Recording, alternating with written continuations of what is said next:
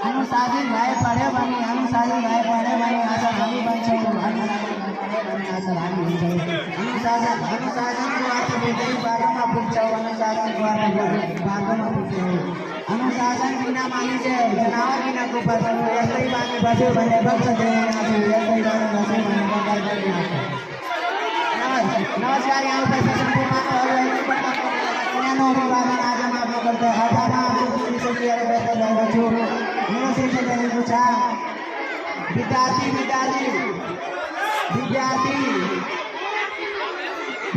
अनि विद्यार्थीको जीवनमा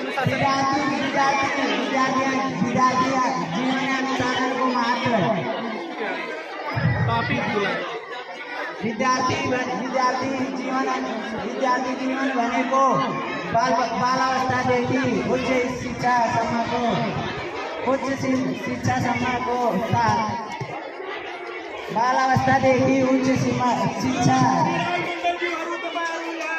शिक्षादेखि